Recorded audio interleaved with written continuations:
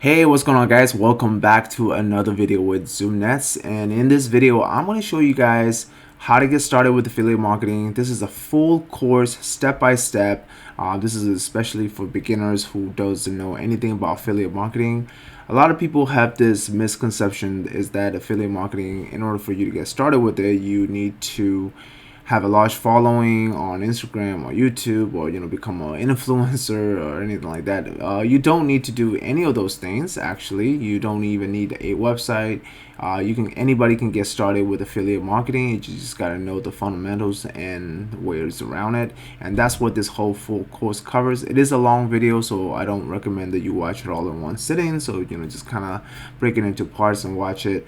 I do have a lot of resources that I just applied with this video, so you'll have that at the bottom in the description, so where you can find all the resources to go along with this whole entire video. And even if you're not a beginner, maybe you are someone intermediate with affiliate marketing, this is a good video for you as well. So you kind of cover the real fundamentals and some of the stuff that a lot of affiliate marketers miss. So I'm going to be going through all of those things. So hopefully you enjoy this video, and let's get started. Okay, so what is affiliate marketing? Affiliate marketing allows you to promote other people's product on the internet and earn a commission on each sales. So let's say there was a brand of coffee that helped people looking to lose weight. You, as an affiliate marketer, can refer people to this particular brand of coffee while talking about it and explaining about the benefits of the product.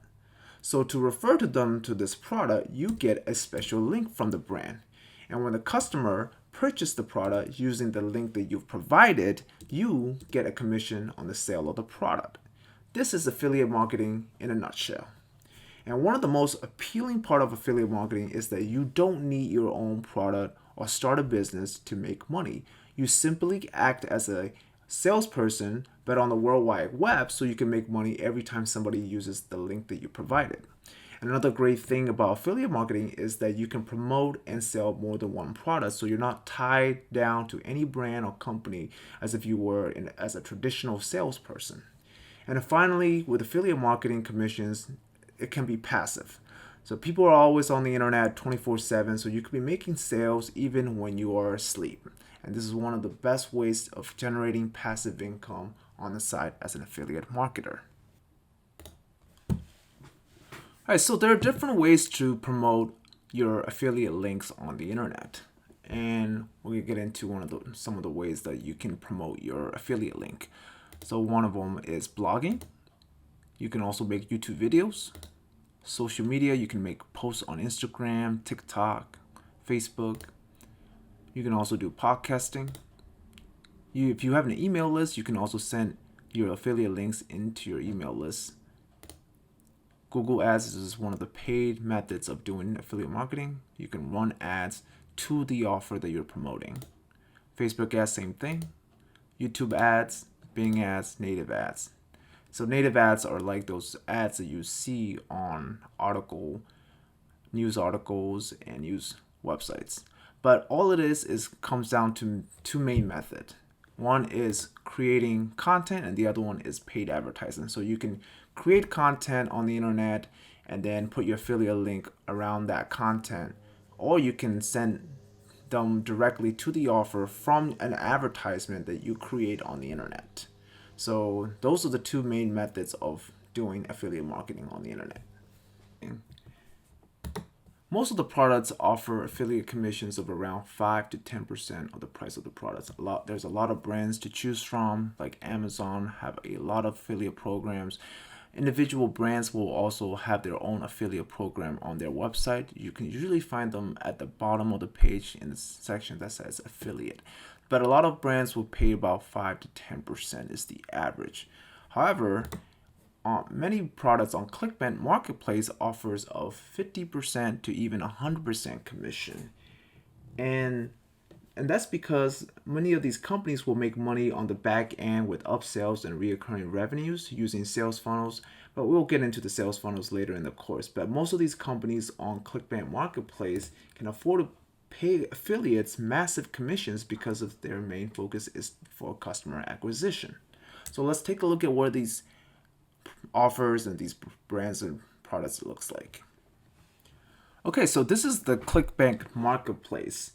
ClickBank is one of the oldest marketplace on the internet, and what they do is they really do a great job at mediating transaction between the vendor and the affiliates. So that way that if you as an affiliate, when you use the affiliate link, that you if you get a sale, you know that you're gonna get paid. So you can trust that the marketplace is going to facilitate this so that you can get paid. So there are different products you can promote on the marketplace. Like for example, right here, Exipure is a weight loss product, and it said the average commission is about $148. So let's just say if you make one sale each day, that's $148 a day that you can make. There's also other products out there, as well as different industries and niches that you can kind of go into, like self-help, mobile, green products, employments and jobs, e-markets. And so there's so many different offers to choose from on the ClickBank marketplace. But of course, there's also other marketplaces as well, like JV Zoo and Max Web, Max Bounty, but ClickBank is one of the most popular ones out there. Another thing that ClickBank is really good at is tracking. With ClickBank tracking system and sales analytics, you can see how many people click on your affiliate link and how many sales you're getting, as well as see what is working and what isn't working. It also ensures that you know that you're getting paid if someone actually uses your link to purchase. Another thing about ClickBank is that they are credible. If you're working directly with a vendor, you have to trust the vendor will actually pay you for the sales that you've generated. With having a trusted third party like ClickBank and many other marketplaces out there, you can make sure that the sales are verified and that you're going to get paid for the work that you've done. And last thing, ClickBank also offers a ton of resources for their affiliates as well as for their vendors to educate on their business and as well as marketing. So you can learn a lot about marketing, and you can learn a lot about the different resources and the different ways and methods, and see what's working for everybody else out there as well. Okay, so how do you get your affiliate link? So the first step that you're going to do is sign up for ClickBank. The sign up process is really easy. You're just going to go to ClickBank homepage and click start here. And then of course you're just going to go ahead and fill out any of these information out here. And you just enter your email here, and then you just hit submit. You'll also be asked for your personal information, such as your tax ID, social security if you have one, and whatever country you're from, and things like that as well. So that way that they can also report your income tax as well. And the second step is that you're going to go to your ClickBank marketplace and get your link. So I'm going to show you two ways that you can be able to do that. The first method is to go into your ClickBank marketplace and then go into your top offers. And from here, you find the offer that you want to promote, and then you just hit this promote button. And then you want to enter your ClickBank nickname or your ClickBank account name. Okay, so this will be the nickname that you'll get after you finish signing up for your ClickBank account. So you just enter that nickname, you generate hop link.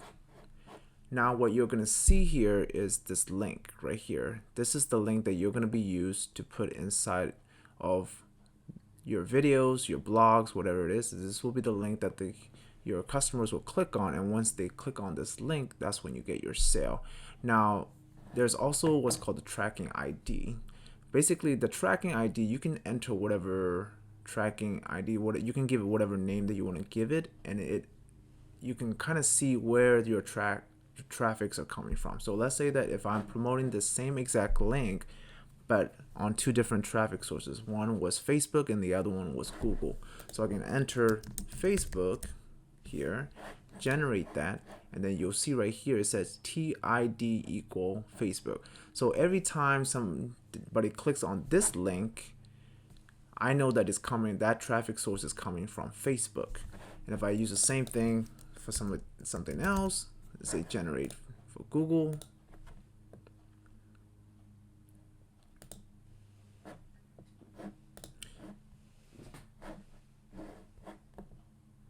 and now you also have Google as in your tracking ID. So now you can go back in your sales analytics and you can see, okay, this link click came from this traffic source, and this sales came from this traffic source. So you can kind of see where your sales are coming from, where your link clicks are coming from, and you can tailor your campaign to see which traffic source is going to be the best for you.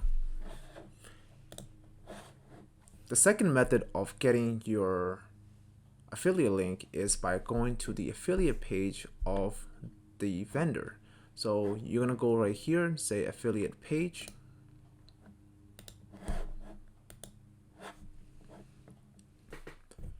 Once you get inside the vendor page, you'll be able to get your affiliate link here as well, and you just enter your ClickBank ID, and then you'll be able to enter tracking informations here, and then just generate your affiliate link. One of the great things about using the affiliate page from the vendors page is that they have multiple landing pages that you can also choose to send traffic to, so you can kind of change up your messaging as you think fits your campaign.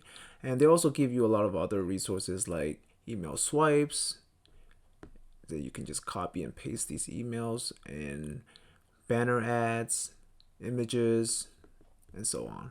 So, use the affiliate page from the vendors because they have a lot of resources and they give you a lot of insights into how to best promote the product as well.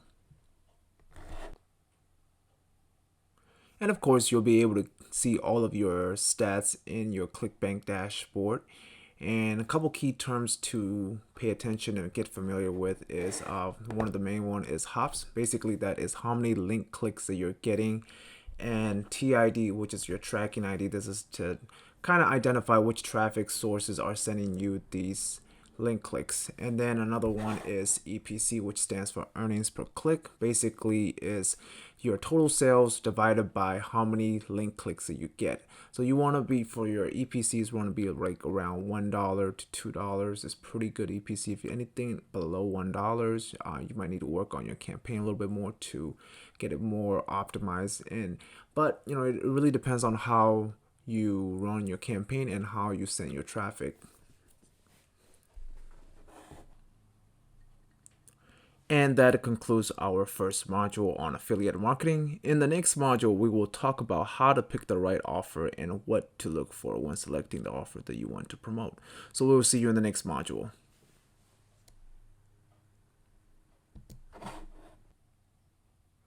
Hello, welcome to module 2. In this module, we'll be talking about how to pick the right offer on ClickBank and what to look for when you are selecting a niche.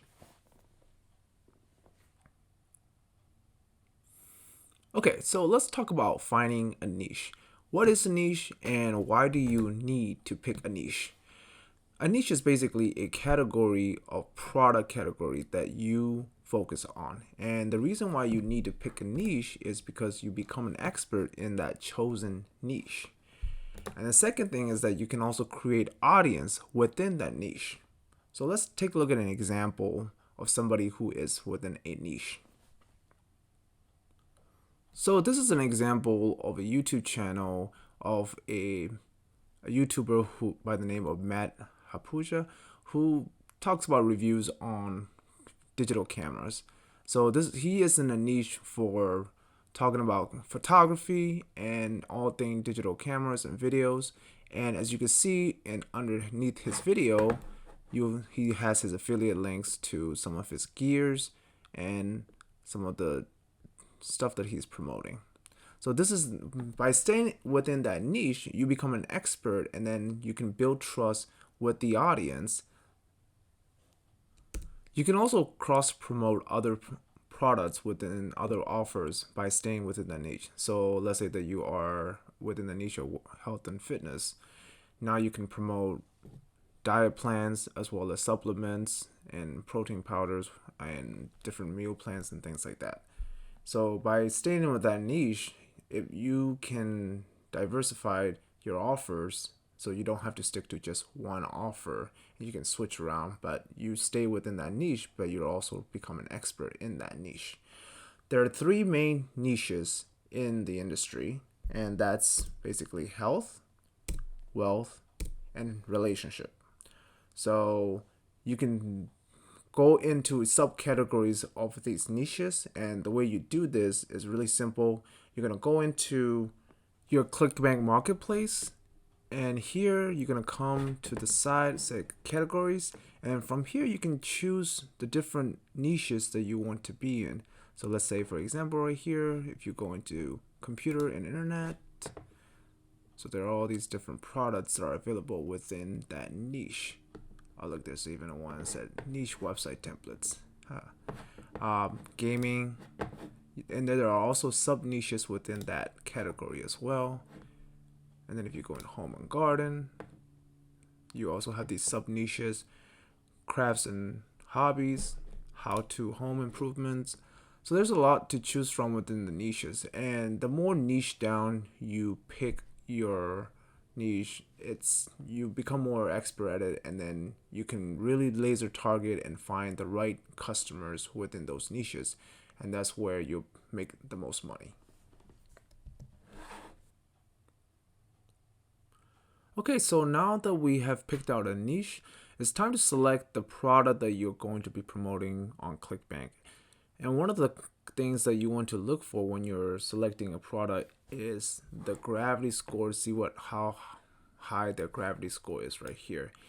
Basically, this number indicates that there's a lot of people who are promoting this product and also finding success with it. They're making sales with it. So the higher the gravity score means that this product is doing really well.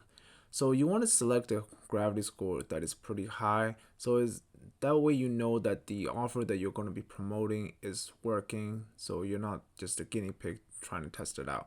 Now, just because the gravity score is really high doesn't necessarily means that you're going to be able to make the sales as well. It all depends on how you're promoting it, what kind of traffic you're sending to the offer, and how you're positioning your offer. And we'll get more into that later. So, but paying attention to the gravity score is really important. You want to pick a pretty high gravity score so that you know that the offer that you're promoting is also going to be a good converting offer. The second thing that you want to look for is, do they have affiliate resources and promotional tools? And you usually can find them right here in the section that said affiliate page. So let's take a look at one right here. This one is for Smoothie Diet, and if you click on the affiliate page for that, you go to your affiliate tools. Here you'll find all of the information that they provided to the affiliates to help them with their promotion of the product. So if you're running paid ads, they have demographic data of who you want to be targeting. They also have pre-sale article pages. So these are article pages that you can send your traffic to kind of pre-sell them and then get them to the actual offer. They have different angles and different landing pages, as well as videos, testimonials, and then they also have email swipes, banner, product images. So this is a really great affiliate resource page that you can find. Not every offer will have this many resources. In fact, most offers don't actually provide their affiliates with that many resources, so you kind of have to create some of your own. This is where we kind of come in, and we also do our own pre-sale landing pages that we provide to our customers as well, so you can download some of that from zoomnets.com. If you purchase our pre-sale pages as well as our courses, you would be able to have access to all of those things.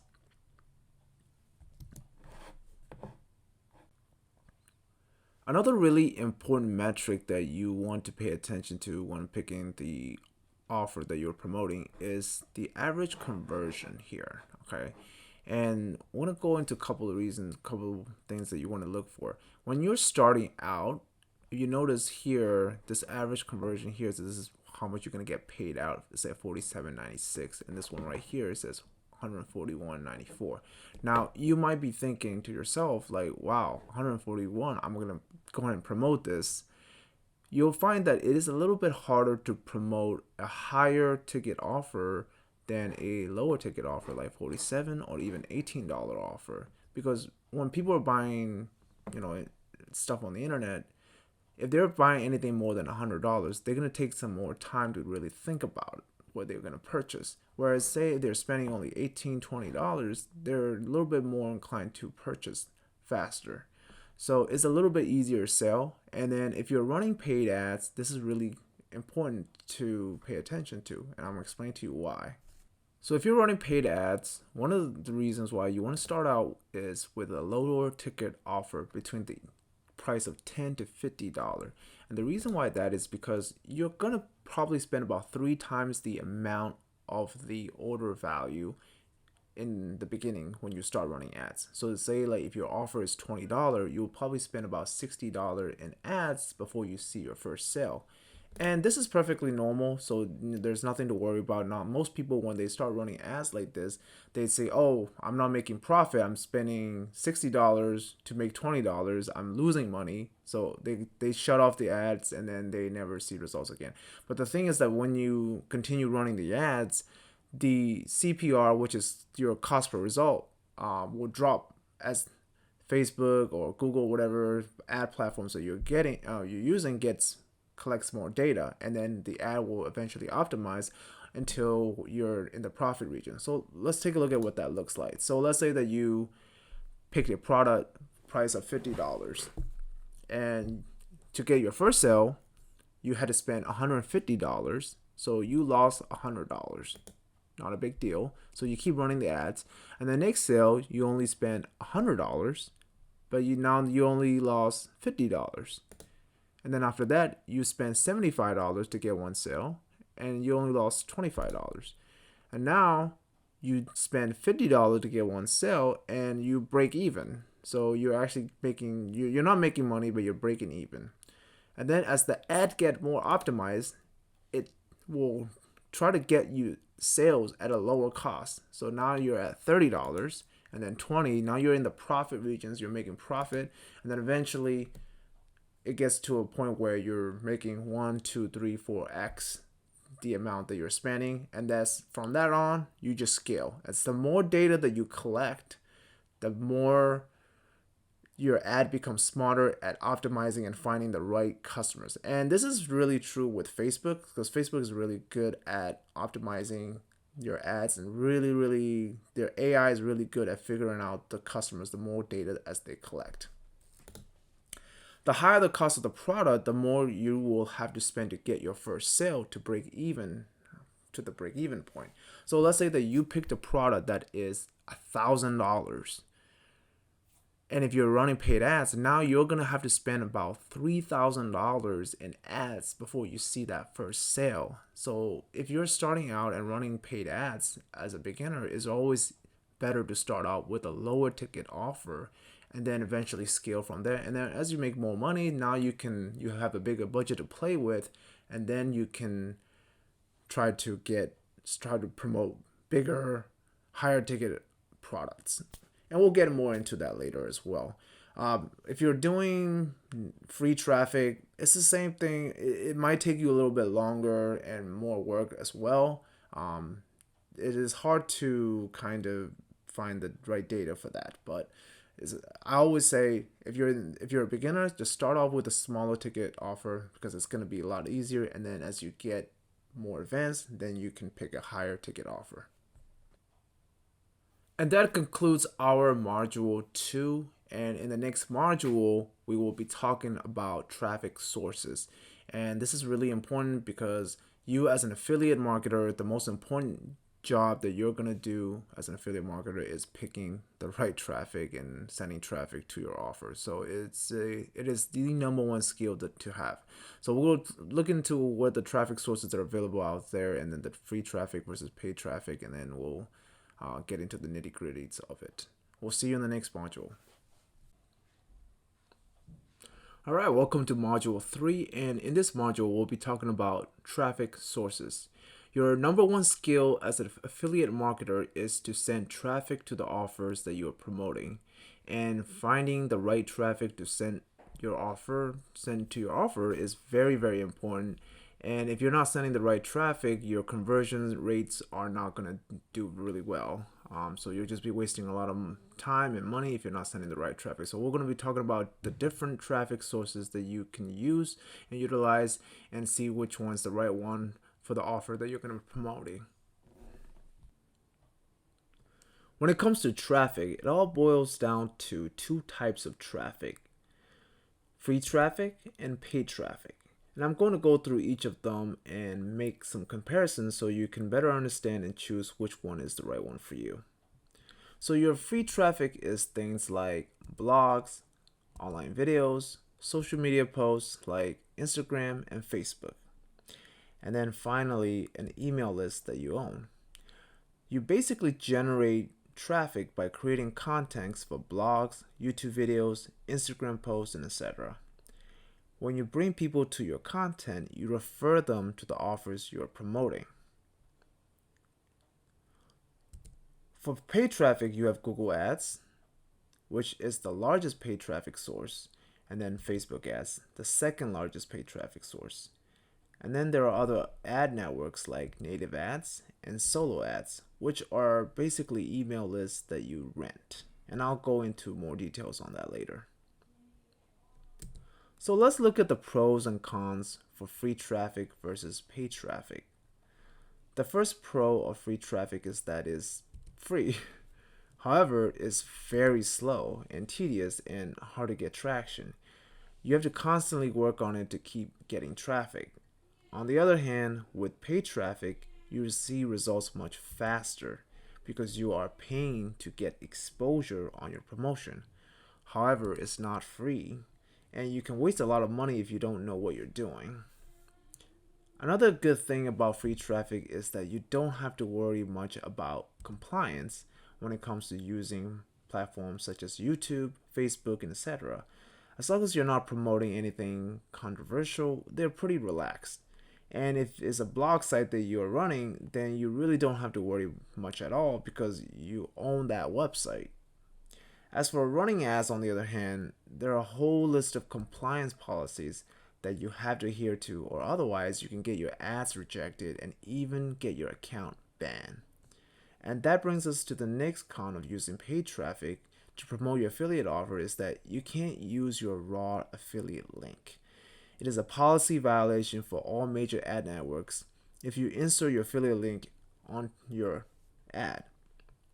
So, what you have to do is create a pre-sale page, also known as a bridge page, to take the prospect from the ad to the offer. However, for free traffic, you don't need a bridge page because your content technically acts as a bridge page. One of the advantages of using paid traffic source is that you get a faster feedback loop from the data that you gather. Many ad networks offer great insights into which ads are working and not working. So you can really optimize your campaign and see results much faster. Also, ad networks like Facebook and Google has a really great AI to laser target and find the right people who are most likely to purchase the product that you're promoting. They do this by analyzing the data they gather so they can figure out who they can serve the ad to so you get more sales. They want you to do well so you can spend more money and they'll make more money. Whereas with free traffic, your audience is kind of random and not really targeted, so your content has to be really strong in drawing the right people and creating trust with your audience. Also, with free traffic, you're also fighting against the algorithm. Whether that is Google, Facebook, or YouTube, these big platforms are constantly changing the way they identify and select which content they think people would like to see. So that makes your reach smaller. On the other hand, with paid traffic, your reach can be as massive as your budget will allow, which makes it really easy to scale. So if you put $1 in and you get $3 back, then it's just a matter of pushing the lever and making more sales really fast. Of course, there are some caveats to that, but generally speaking, with paid ads, you can scale your income pretty fast. But with free traffic, it's much harder to scale, and you have to constantly keep pushing new contents and stay ahead of the algorithm. So, which method is the right one for you? For some people, they start out with free method and then switch over to the paid method, and some people start out with paid method and then add in the free method to supplement their affiliate campaigns. But we generally have seen people finding results much faster with paid methods, whereas with free method, it might take a couple of months or a year until you really start seeing some serious traffic. Okay, so let's dive a little bit deeper into free traffic methods. And we're going to show you some ways that you can generate some free traffic to your affiliate offers. So, the basis of free traffic is that all you're doing is creating content. And you want to create a content that is valuable and engaging. And then you find a way to marry your content with the solutions that you're providing to the problems that are out there and that you're trying to solve. So what you're doing is you're creating content, identify a problem, and then you offer a solution to that problem. And the different ways that you're going to be able to do this is one of the first and most oldest way of doing this is blogging. And you probably have seen this example many times. So let's take a look at it real quick. Okay, so here is a website that is promoting cameras. As you can see, this website main niche is about talking about cameras, and the article title is "The 5 Best Digital Cameras Fall 2022 Reviews." So if you're a consumer who is in the market to purchase a new camera, this is an article that you might be interested in reading, so you can make some comparisons of the different cameras that are on the market and see what type of features that you're looking for, and then see what's the best one that's going to be for you. So this author had placed the affiliate links into these reviews, and then from there, if you're a customer looking to purchase this, you click on the link and then it takes you to the product, and then you'll be able to make that purchase. In exchange, the person who wrote this blog gets a commission, a small percentage for the sale of the cameras. So this is one of the ways that a lot of the bloggers will make money with affiliate marketing, is that you can use your own website. You can build a website that within whatever niche that you're going to be in, and then you can talk about the different products out there that are available, and then identify some of the problems, and then you can write articles about it, and then send traffic to the offers that you're promoting. Another way to create content on the internet is through vlogging. Vlogging is basically just creating videos on different topics that interest you within your niche. One of the most popular ones that people are using is YouTube. So let's take a look at an example of a vlog. Okay, so this is a YouTube channel that talks about watches, and the title of the video is "The Best Wristwatch Below $1,000." And as you can see, one can get for it below $1,000. But how well finished is this watch really? So she talks about the watch and the finish and the features and all the benefits to really explain and sell the watch. As a consumer, this is one of those informations that you're going to be searching for on the internet, and YouTube is a great platform to really get your ideas across, and it's a lot easier than setting up a blog because you can just set up a camera and then just start recording. And as you can see below in the description, this is where her affiliate link is. So once the customer wants to purchase the watch, they can just click on that and then go buy the watch, and then she gets a little small percentage as a commission. So this is YouTube is one of the great ways to promote offers on the internet. Another platform that you can use on the internet to promote your offer is through social media, particularly Instagram or TikTok.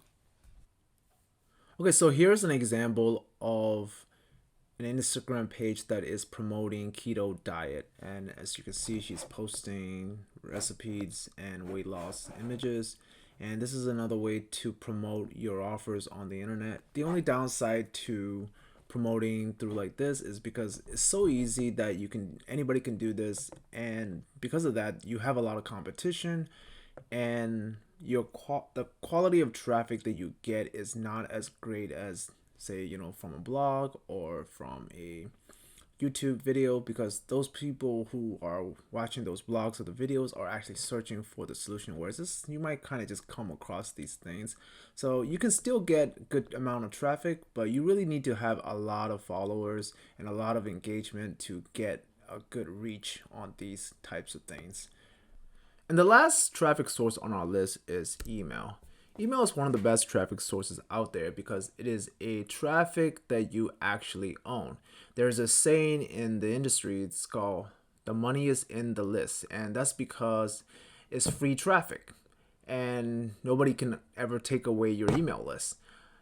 Unlike these other platforms out there like YouTube, Facebook, Instagram, if you build an audience on these platforms, you don't actually own these audiences.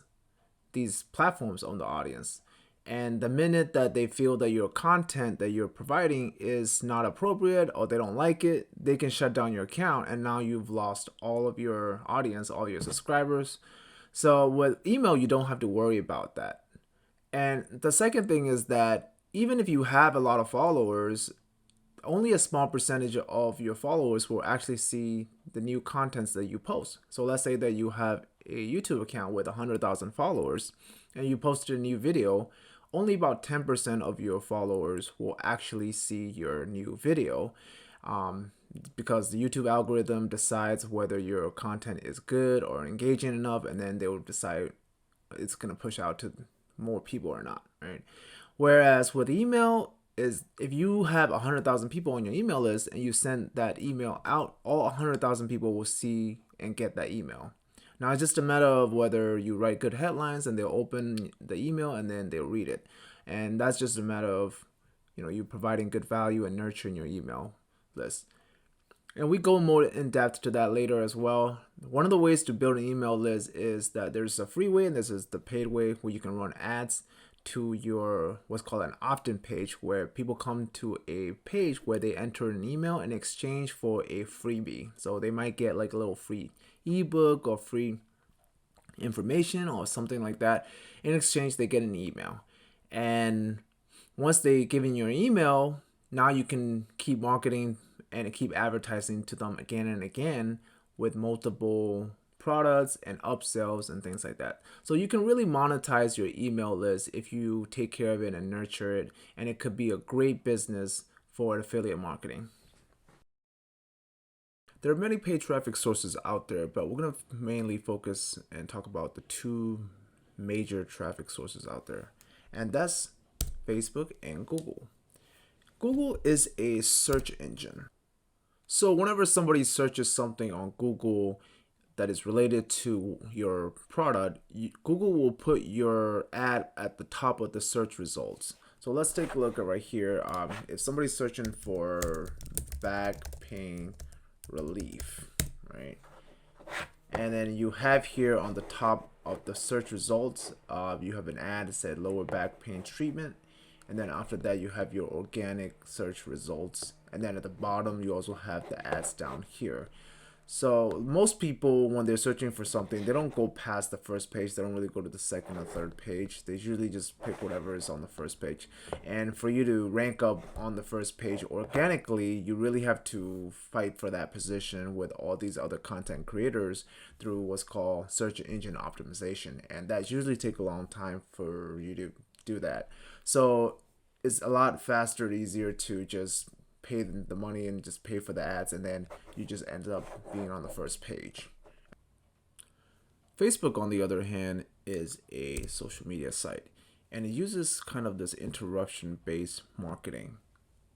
So you may be scrolling through Facebook and you'll come across an ad like this right here. It does a really good job at delivering ads to the users. With Google, they have about 4.3 billion users and 5.6 billion searches a day, and Facebook has about 2.9 billion users. But Facebook does a really good job using their AI system to really laser target their customers. and Google does a good job as well. So let's talk about the pros and cons for each of these. Starting with the pro for Facebook is that Facebook is easier to target. Facebook has a ton of data on their users, so they can really pinpoint and laser target who's the right audience for the product that you're promoting. Whereas with Google, it's a little bit harder to target, but that doesn't mean that Google isn't good at finding the right customers either. And they use a very powerful search engine to be able to deliver your ads to the most relevant people who are actually searching for the ad. The second thing is Google is easier to scale. If you're spending $100 and making $300 back with Google, you can turn up that budget to $1,000 and then make that same ROI back. Whereas with Facebook, if you turn up the budget, your ROI might drop off a little bit. But that doesn't mean that you can't scale with Facebook either. It just takes a little bit of tweaking and optimizing and then introducing new ad creatives and new audiences as well. But the thing with Facebook is that the more data it gathers, the smarter the algorithm becomes at delivering the ad to the right people and then finding the right people. So you're spending less as well. Another thing with Google is that their ad approval process is a little bit faster versus Facebook, which is a little bit slower. And Google ads are a lot simpler to make because what you're doing is you're just creating headlines and then descriptions for it. So you don't really have to make images and videos like Facebook. So there's a little bit less work to do when it comes to making Google ads versus Facebook ads. You have to be a little bit more creative. You have to find the right creatives and test different angles and different images that gets people to stop the scroll so that they're more engaging. So the more engaging your ad is with Facebook, the more people are likely to click on your ad. Whereas Google, people are actually searching for the answers, and so your ad become a little bit more relevant to their search terms.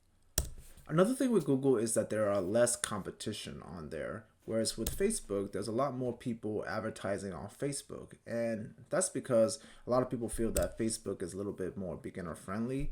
Whereas Google, they feel a little bit more intimidated by the platform. But it's not that hard to learn Google Ads, and it's really simple to use once you actually get the basics down. And the way you advertise on these two platforms are going to be slightly different. Google is a search engine, so most of the users who are on Google are in buying mode. So you want to make your ads as relevant as possible to what they're searching for. Whereas Facebook, they are sort of in the discovery mode, so they're just kind of scrolling through their feed and just looking to be entertained. So you have to make your ads really engaging and then offer a solution that they may not have thought of that is out there. So it's a really great way to introduce new products with Facebook, whereas Google is a great way to introduce products that already on the market that people are already searching for. And the last thing is account bans, and both of these platforms are notorious for this.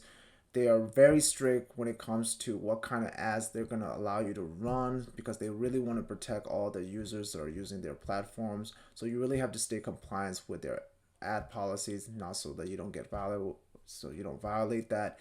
And sometimes they'll just ban your ad or disapprove your ads without any real explanation. So you really have to know what you're doing. And that concludes our module 3. In the next module, we'll be talking about sales funnels, and we're going to dive deep into how to really structure your entire funnels so that all of the offers that you're promoting will actually convert. So we'll see you in the next module. Welcome to module 4. In this module, we'll be talking about sales funnels and why they're important. It is one of the key concepts in marketing, and in order for you to be successful with affiliate marketing, you really need to understand and know how to utilize sales funnels. Okay, so what is a sales funnel? A sales funnel is the process in which you take a potential customer through in order to warm them up and make a purchase. In other words, it's a customer buying journey. Instead of just putting your links out there, it's a more methodical way of selling a product and controlling the sales process.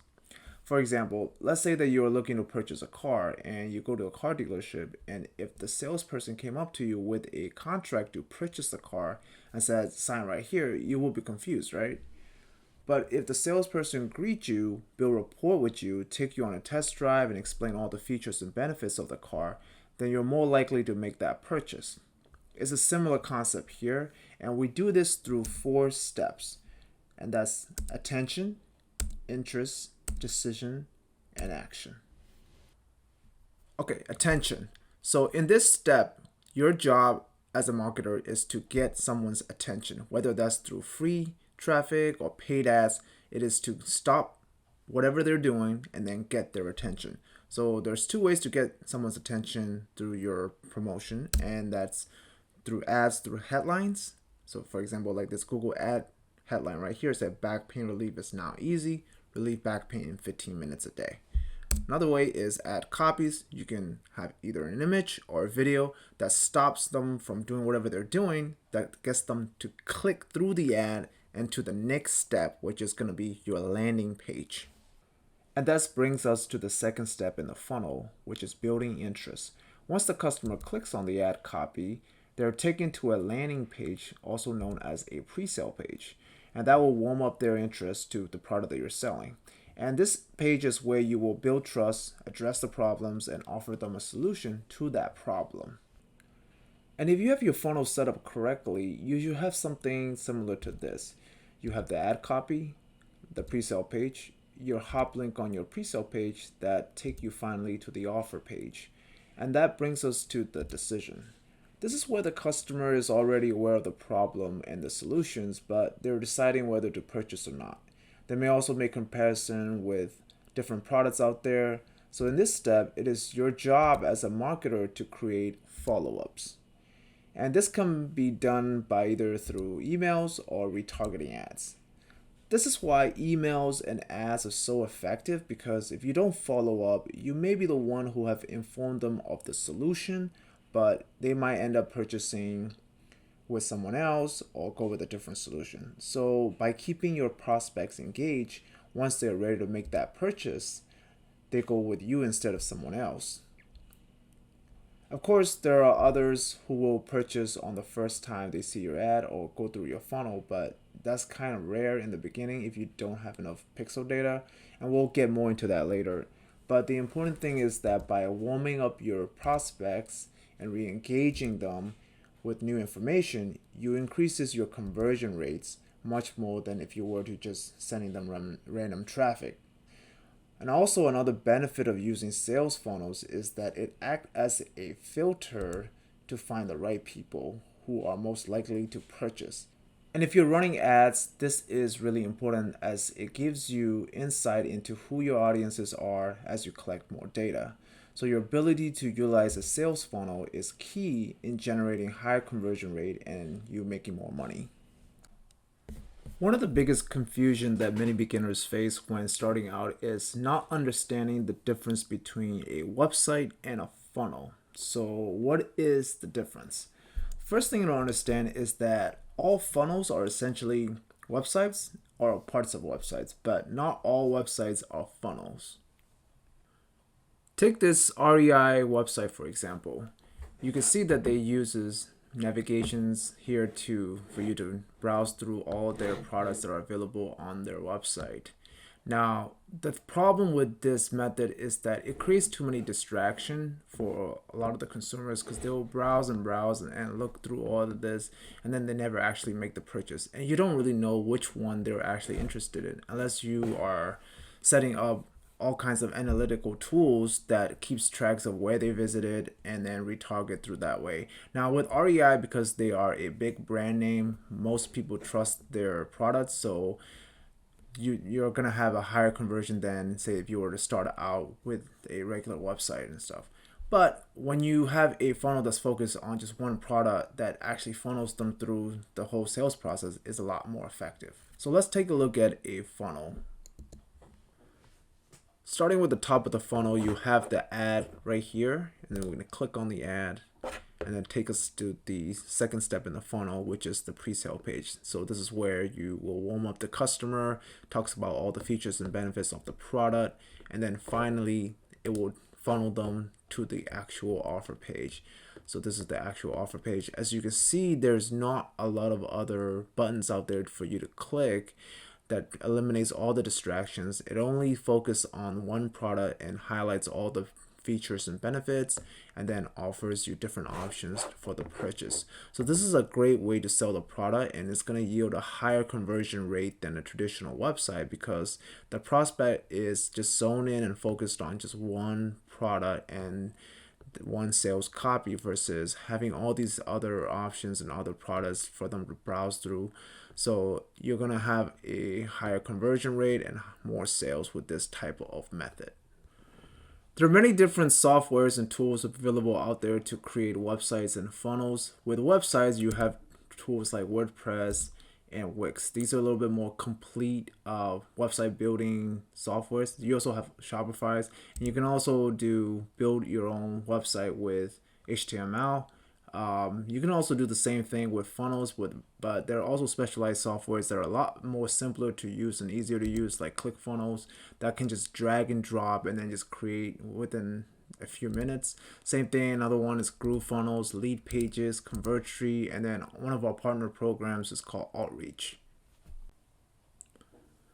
Okay, so let's take a minute to talk about pre-sale pages and why you need them.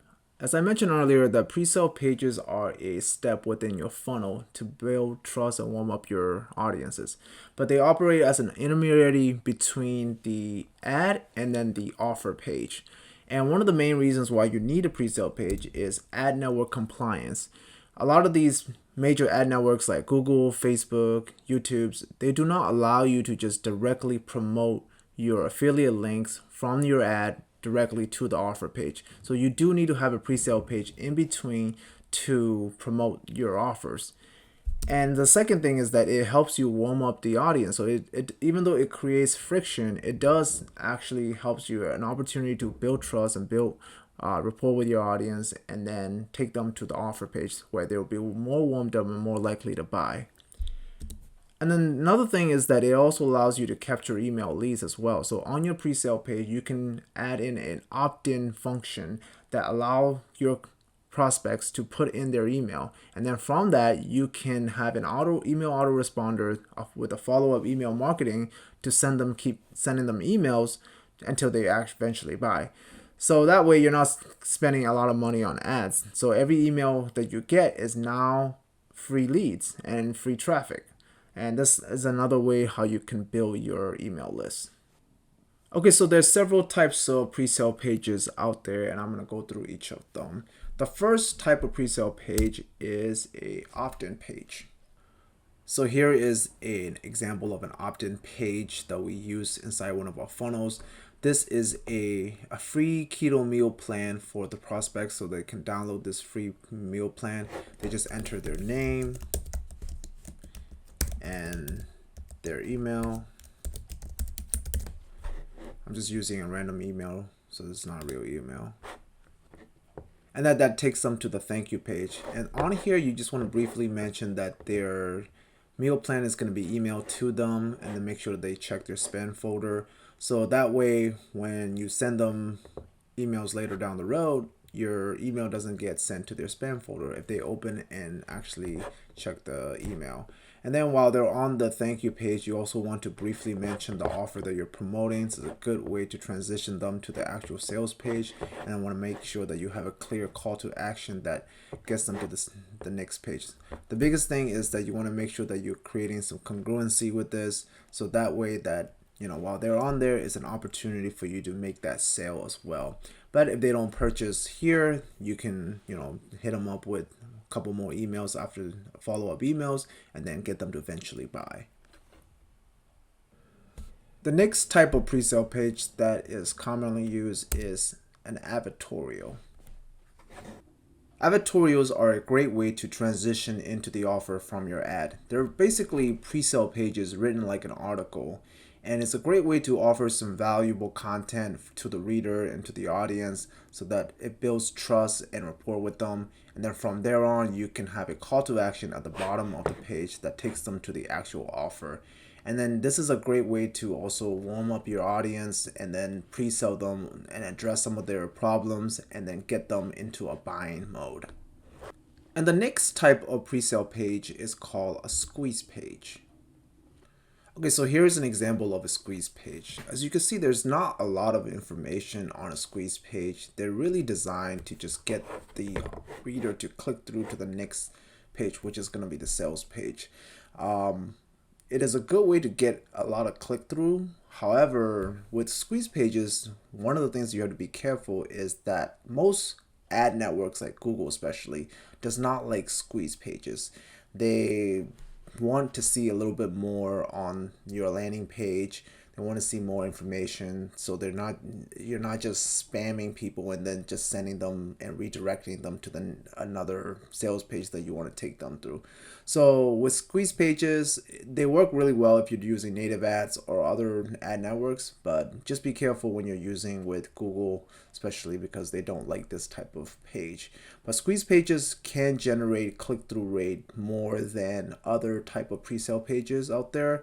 However, that can also reduce the quality of your traffic as well.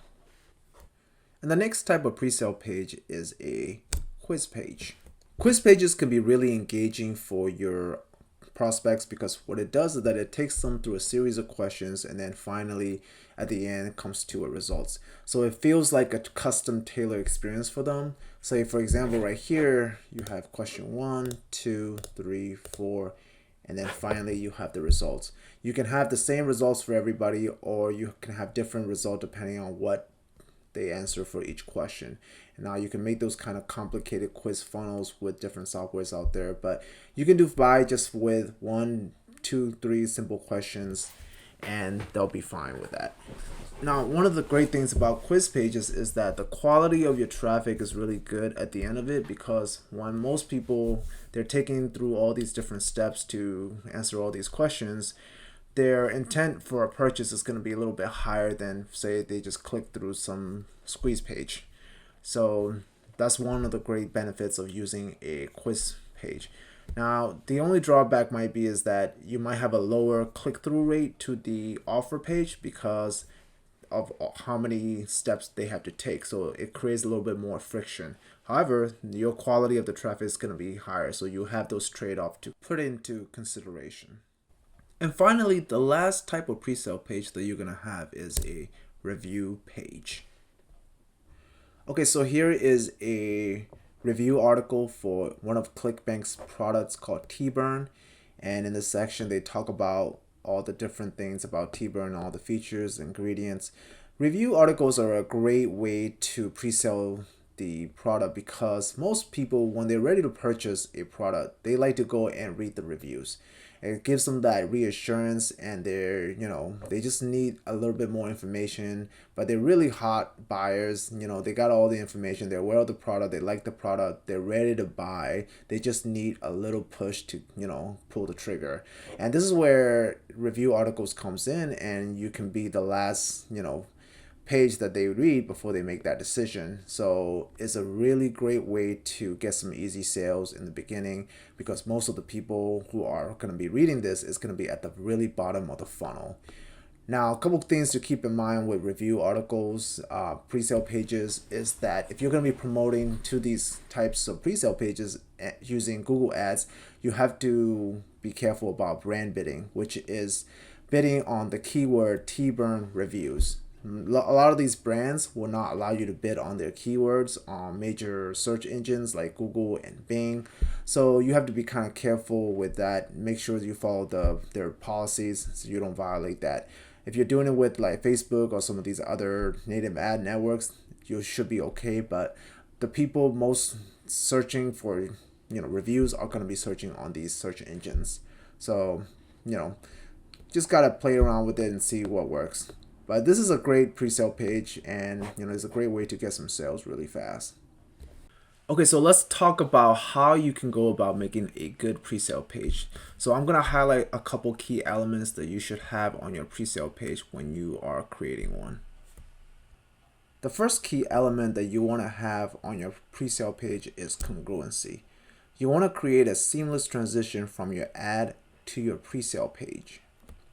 So let's say that you have an ad for a weight loss meal plan or 7-day diet plan, and you click on that ad.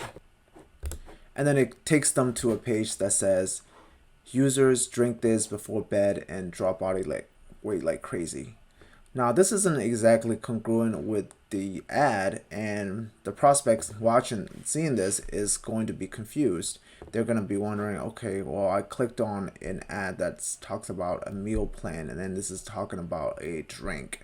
So they're probably just going to click out of this pretty quickly because they're going to see this as spam, and that's going to bring down your click-through rate. So you really want to make sure that you have a seamless transition. You want to make sure that your messages are congruent from one step of the funnel to the next. Let's take a look at a better example here. On Google here, we're searching for a relief to a tooth pain. And this ad right here says how to get rid of tooth pain. Watch this neat little secret. And that's going to take us to their pre-sale page. And on here, you have the video to click through. And that's probably going to take us to the actual offer page where there is a video to be shown. And then you have the headline that's more congruent with the actual headline on the ad. It's a neat little secret. So this is going to create a much more seamless transition for the user, for the prospect, to go from the ad to the actual page. So that way everything is more congruent. They know that, okay, this is exactly what they're searching for. The information is relevant to what they clicked on. And that way they're not going to click out of it, and you're going to have a better click-through rate as well as better conversion rate with this type of pre-sale page. The only thing I would add is just a little bit more information to make it a little bit more legit. This is more of a squeeze page, and with Google, once again, it can be a little bit tricky running squeeze pages on Google.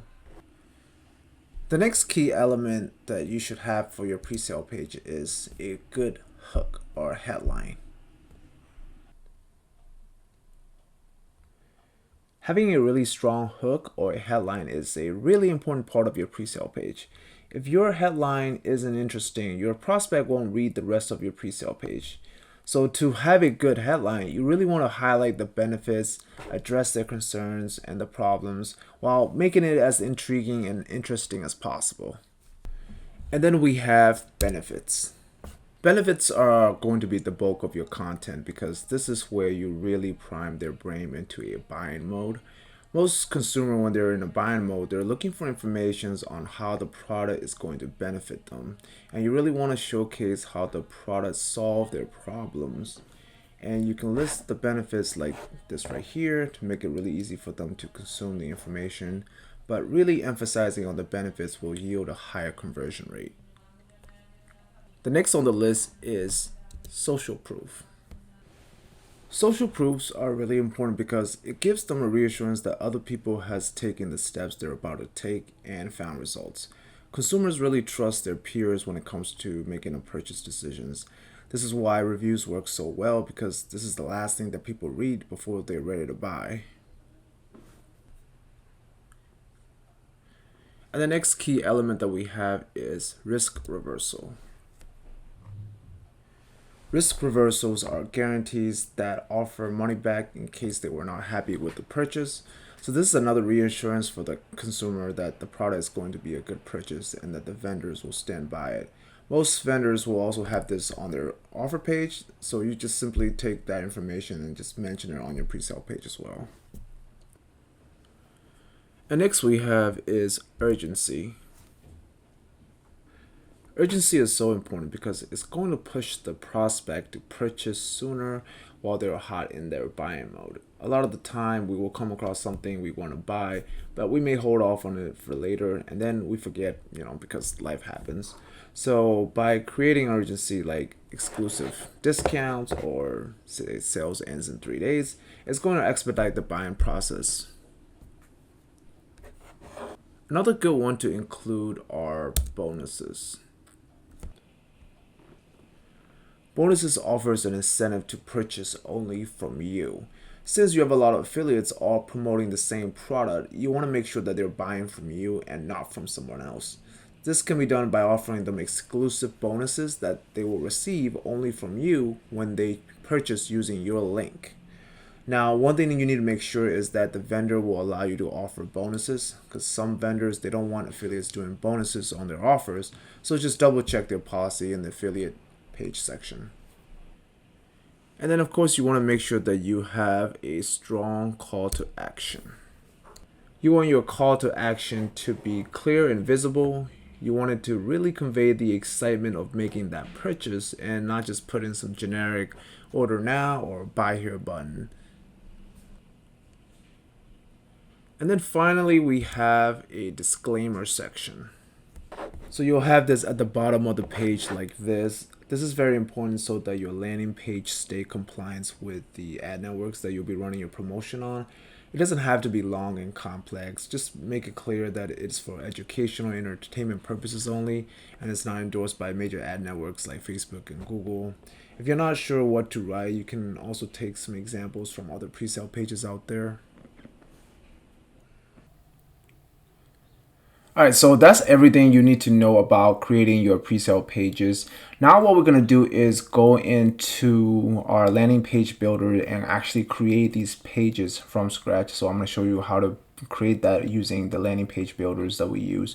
You can use whatever landing page builder you want to use, but I recommend you do use a landing page builder instead of coding these things yourselves, because that's going to be a little bit more technical. But I'm going to show you the ones that I use, and you can also get it as well if you want to, and then you can follow along and how to set up all of this stuff. So I'm going to show you how to do all of that. All right. All right, so to build your bridge page, you're going to need three things. The first thing is going to be your domain. This is your website address. So this is where people clicks on to come to your website, your landing page. So this is where we're going to be having, we need to have this to have our links, right? So it'll be like yourwebsite.com. Now you want to pick a domain name that's somewhat generic. It doesn't need to be too specific unless you already know what niche that you're in, that you want to focus on, and you don't want to change. You're not going to be changing any niches or anything like that.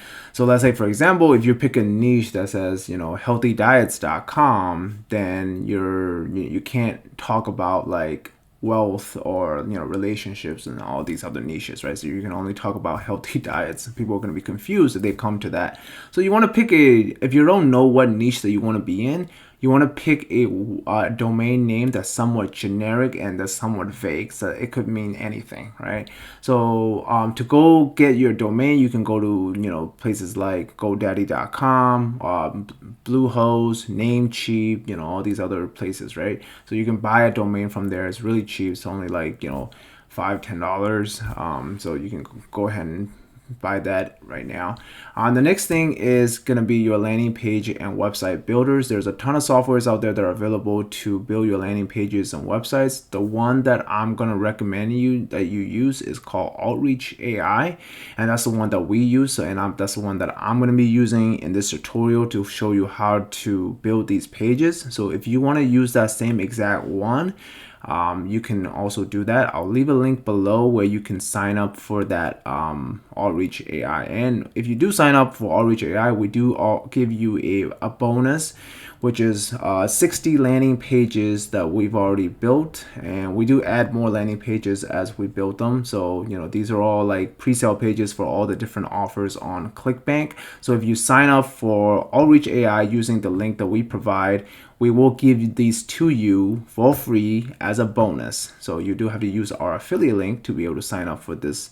And then after you sign up, you just reach out to us and email us at support@zoomnets.com to let us know that you signed up, and then we'll give you access to these landing pages, so you don't have to create these from scratch if you don't want to, right? So these are all pages that we've already tested and tried, so these are all working pages. And another thing that's great about Outreach AI is that it also comes with email automation tool, which is something that you're going to need, because you're going to need to collect your emails with your landing page so people opt in. That way, that's gonna help you save a little bit more money on your advertising costs, because it allows you to build your email list. Your email list is free traffic, right? So it's a list that you can keep sending traffic to over and over again. So it's really important to build your email list. And with Outreach AI, they do have an email automation tool, so you can capture emails and then send automated emails follow-up sequences. So you can do all that with Outreach AI. Once again, if you sign up for Outreach AI below, I will also add in the bonus, which is all the pre-built, done for you pre-sale pages, so you don't have to build the pages yourself. They're all going to be done for you. you, right? But if you don't want to sign up for it, you want to use your own website builder or whatever, that's fine. You know, you can follow along with it, and I'll show you how to build all that stuff with the software that I'm using, which is going to be Outreach AI. But if you sign up, we'll get you that for you for free. All right, so let's get started on building our landing page. All right, so now we are here inside of our Outreach AI. So this is the software that I'm using to build our landing page. And the first thing we're going to do is set up our domain first. So we're going to connect our domain. So you're going to go into settings. And then you're going to go on the side right here that says domain. And then we're going to add our domain. Okay. So the domain that I have, I'm just adding this right here. This is a generic domain. So I'm just going to hit continue. Just enter your website address name in there, the domain that you bought. All right, so it's the domain provider is GoDaddy, so I'm just gonna authorize the domain. And then you're gonna probably, if you're using GoDaddy, you're probably gonna have to sign into it. So I'm just gonna sign in.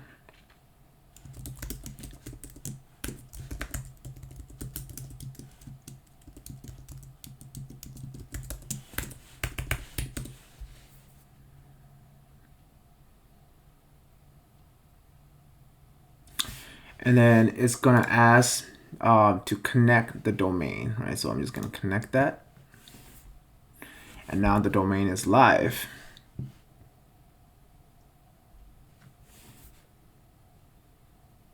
So now it's gonna authorize.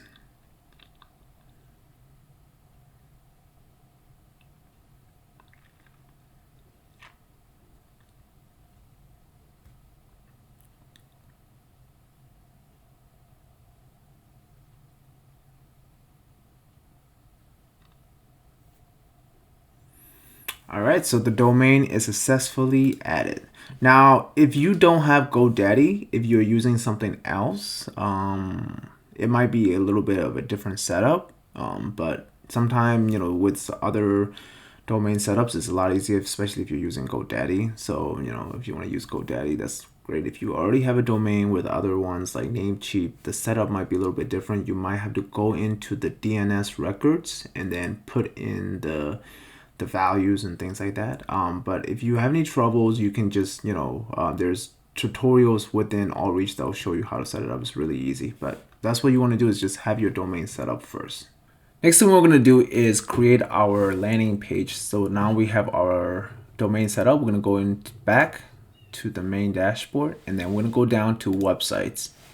Here you'll be able to create a new landing page. To create a landing page, you're just going to hit new funnel, add new funnel, and then you're going to select from blank. There's also templates that you can use, but we're not going to use that for this exercise. We're just going to start from scratch. Okay, so I'm going to hit blank. Now we have to give it a name. For this one, I'm going to call it Alpiling, and this is one of the offers on ClickBank. So I'm going to create a landing page, bridge page for this one. Okay, so I'm going to create.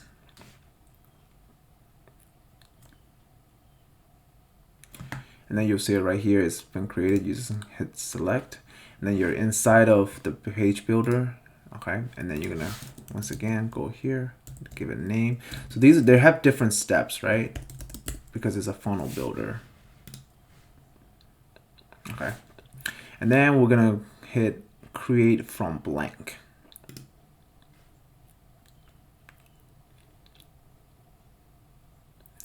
All right, so now we are inside of the landing page builder, and what we're going to be doing is we're going to be recreating this landing page that we've already created inside of this landing page builder. And the reason why we're doing this is because I'm going to show you how to use these tools. So this is kind of an exercise to get familiar with all of the tools here so that you can also create landing pages yourself as well.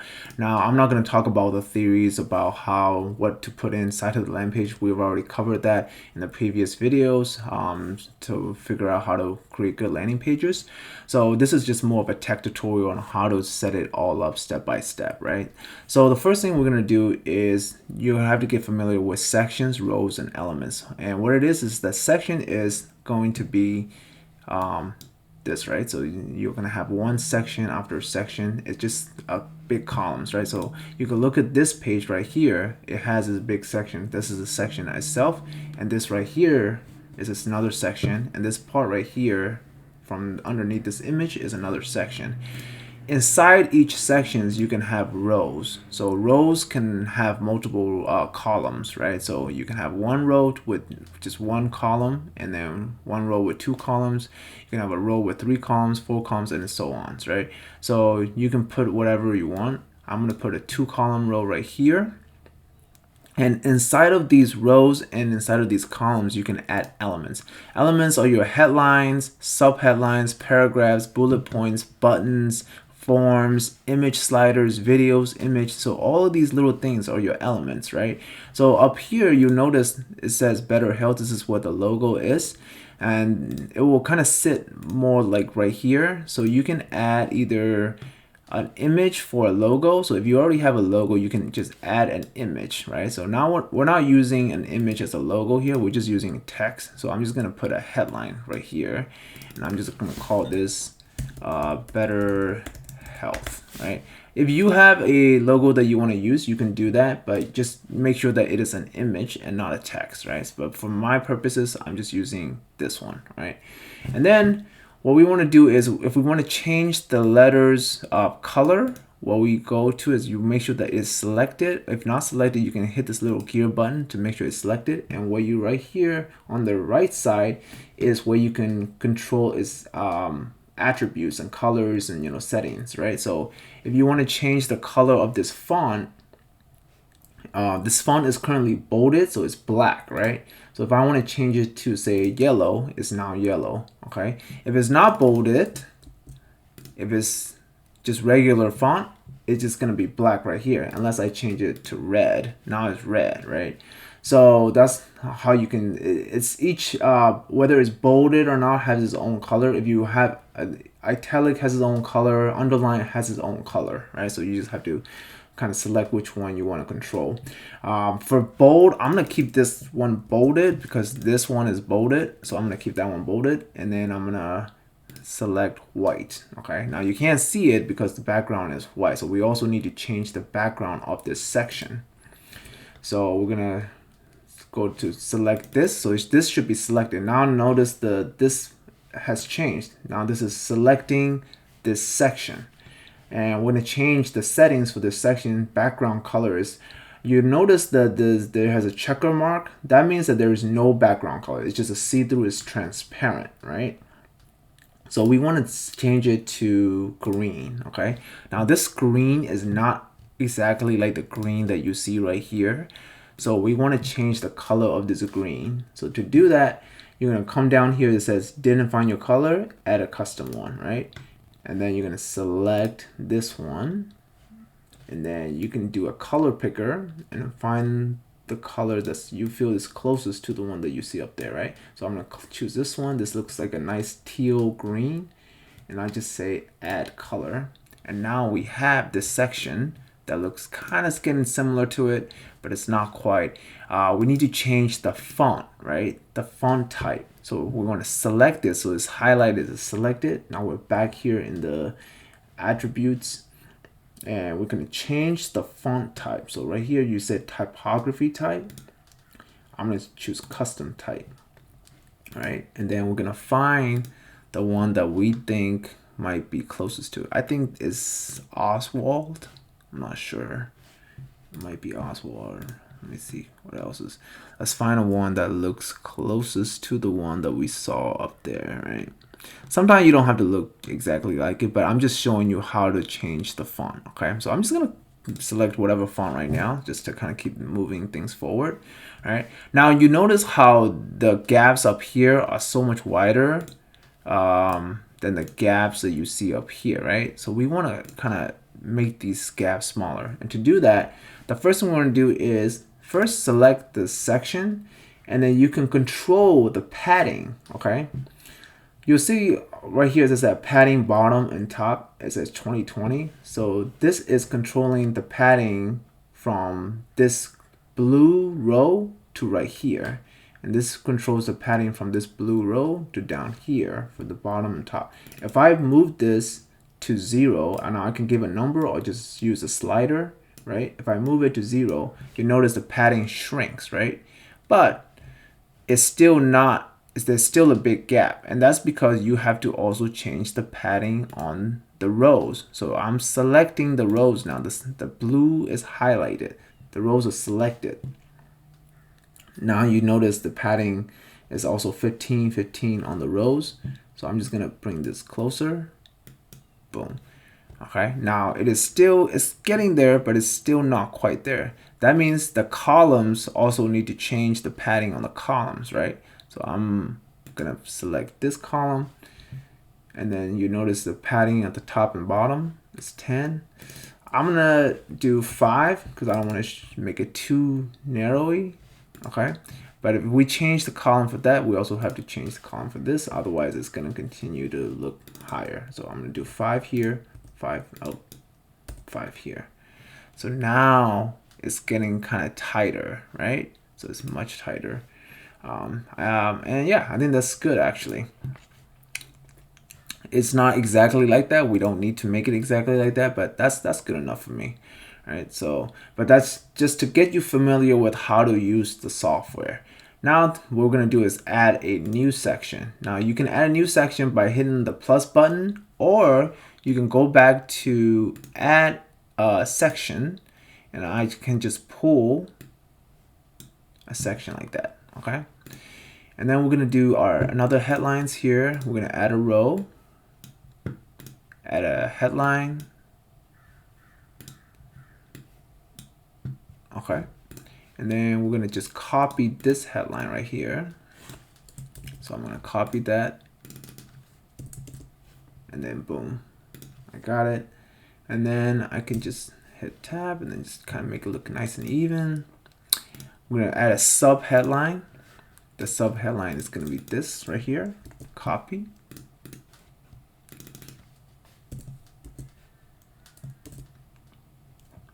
Oh, that's okay, copy that one wrong. All right, so that's starting to look kind of similar. And then what we're gonna do is next is get this image. You can, pull your own image, or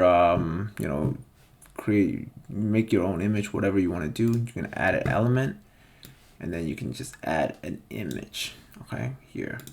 Now, one of the cool things about Outreach is that it comes with an AI image generator, okay? So right now, I could just take this image and just plug it in, but I'm not gonna do that. I'm gonna try to show you how to create your own image using AI, okay?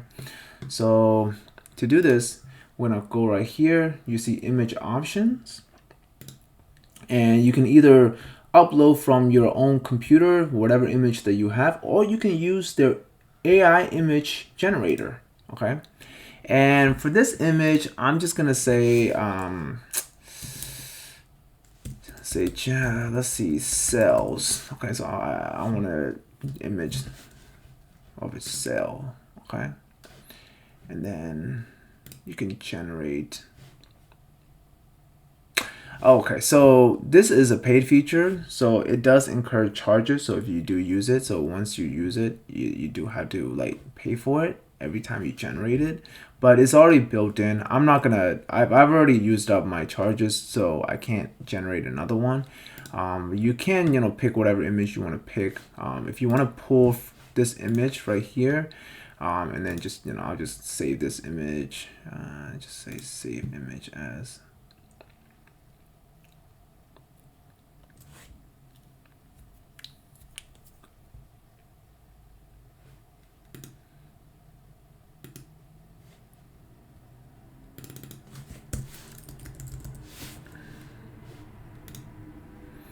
Okay.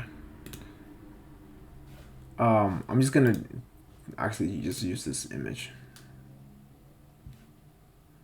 So we're gonna go to upload it.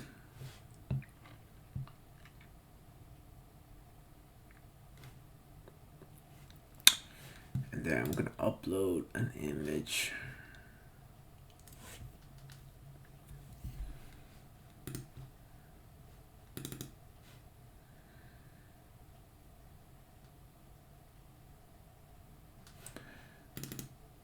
and then boom, we have the image. Now the image is looking a little bit bigger, right? So this image is kind of small and it's kind of sitting to the left a little bit. So that means that there is a column here. So what we need to do is we need to create a two column, okay? And then we can also drag these images into this spot if we want to. We don't need to like, this is a drag and drop tool. So you just take this little drag and you can just drop it in here. Boom, so you have it right here. Now, we want to make this column bigger than this. You just have to drag this little thing right here. And then boom, you just make it bigger. Yeah. Now it's starting to look a little bit more like this, right? Now you also have this little subtext up here that says written. We also want to add that too. That's just gonna be another column. So I'm just gonna put one column here, and I'm just gonna put a paragraph. And then we just add, say written by Langley. And then we're gonna make this text go align to the left, right? So now it just sits inside of this column. And we're just gonna change the color of this font to be a little bit lighter, like a gray. So it's bolded, right? So I'm just gonna change the color to a light gray. Yeah, there we go. And then yeah. So now it's kind of like not as see-through, so you just have that. All right, so that's one section down, and then we're gonna do another section. Next part is the article part, right? So we're just gonna copy this. And right here, we're just gonna add one column. And then we add an element that says paragraph. All right, now this paragraph is all kind of, you know, stuff together. It doesn't look exactly like this, so you want to kind of separate it.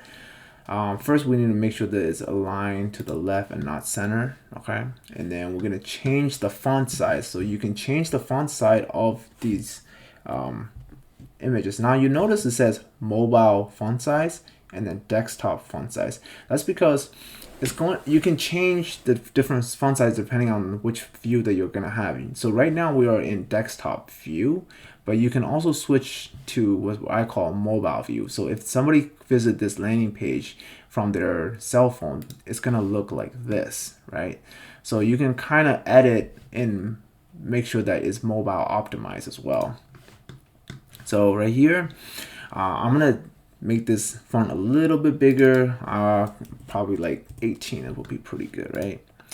And then just maybe separate some of these right here, and then just a couple paragraph separations, right? We don't need to make it exactly. I'm just showing you how to do this.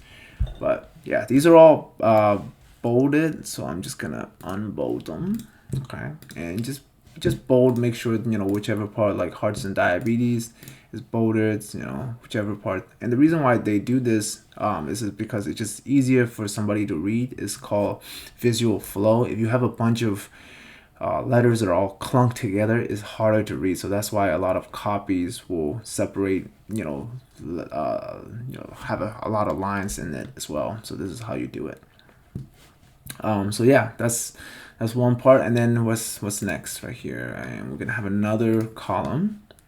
Okay, so I'm just gonna add two columns here, and then we need to add an image, and then we need to add a paragraph here. Now we can add another paragraph, or we can also duplicate this paragraph and then just change it up, right? So to duplicate a paragraph, you just have to hit this little things right here that clone, and it just duplicated a paragraph. And I can just drag this paragraph and put it right here. Now it's the same paragraph, but the settings are the same. The type is 18 size, the type 18 pixels, right? So we can just take this right here. I'm just gonna copy this, and then I'm gonna delete all of this, and then boom. Now it's the same one.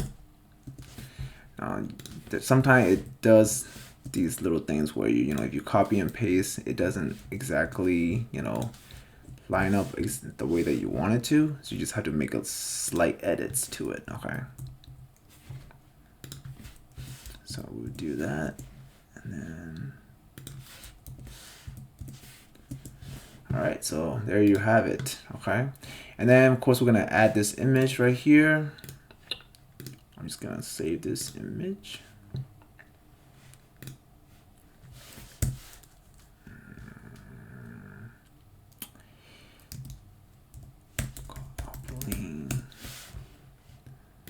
All right, and then I'm gonna go here to image options, image, upload image.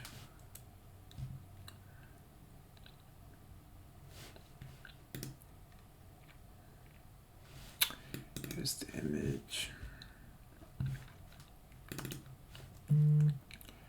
Boom. Now you notice the image is a little bit bigger, right? So we want to make it smaller. We can change the size. I would say 200 will be good. Yeah, that's too small, right? So let's go 300. Okay, that's a little bit bigger. That's better. I think maybe 350 would be good. Yeah, that's perfect. So now it looks exactly like that. And then boom, we're gonna have this section here.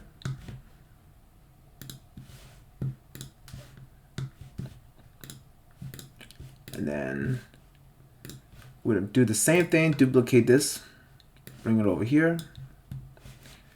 And then I'm gonna copy this paragraph and I'm gonna paste this in here. I might have to do this real quick again. Yeah. So this is good. This is spaced too much. All right, so just nice and formatted properly. And then finally, we just need to add that one final image right here. Now, this is not an image. This is not a video. This is just an image of a video. So when they click on it, it's going to take them to the pre-sale page, to the offer page, right? So we're going to add a column. And then I'm going to add an image. I'm just going to save this image. Desktop. I'm just going to call this video. All right. Add image. Upload file. Video. All right. That video is too big. Call it 400. Nah, 500. 600. Yeah, that's perfect right there. All right, so there's our landing page. And final thing we need to do is add our affiliate link, how to add links. Okay, so this is really important. So if you're in your ClickBank account, so I'm going to go back into my ClickBank account here. So you want to go into your ClickBank account. You're going to log in.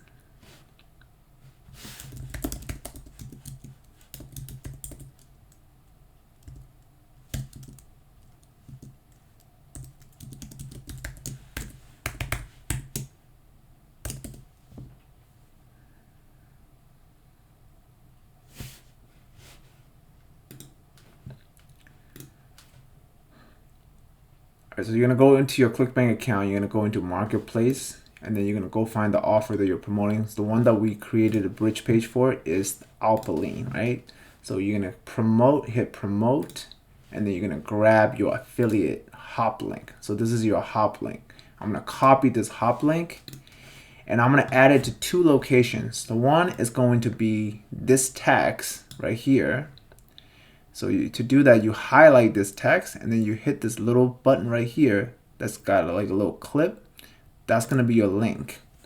And that's where you enter your affiliate link. This is your affiliate link. So people are going to read this page and they're going to click on this link and they're going to be taken to the Alpaline page. Okay, so when they click on that link, they're going to be taken to this page. So they're going to read this page and they're going to be taken to this page. And then they buy, you get the commission.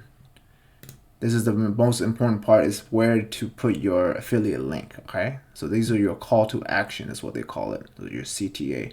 And then you also want to put your affiliate link on this image right here, because this is a video, so they're gonna click on this video. But here's the thing, this means that this affiliate link has to go to a video. So you have to make sure that the hop link is a video link. Okay, so we can't use the same link, because this link doesn't take us to the video page. It doesn't take us to the VSL. It takes us to this page, right?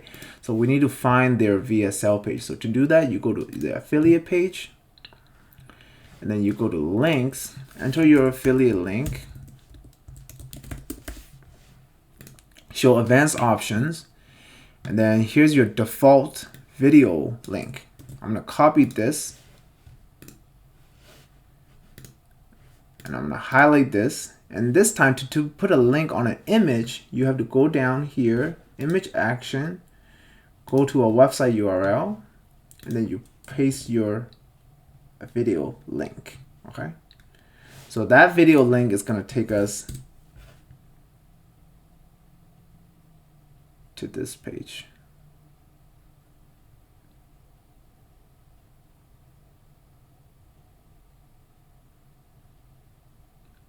So you see right here, it takes us to this page, right? So this is because they're gonna click on your image video, right? So this basically saying that to click below to see the video, right? So they're gonna click on this video, and if that link is taking them to this, they're gonna be like, oh, where's the videos? It's incongruent. So make sure that the link that your affiliate link that you're using is the VSL link. Okay. All right, I'm gonna stop that.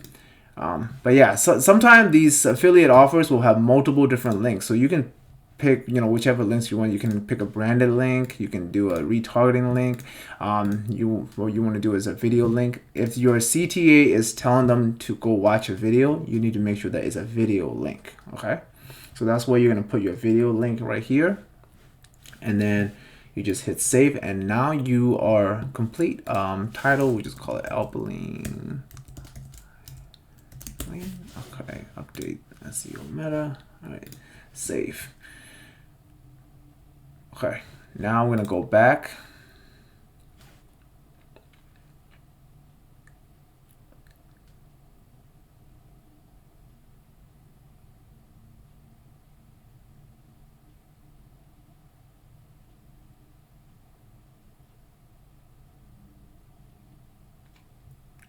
All right, so we have our page.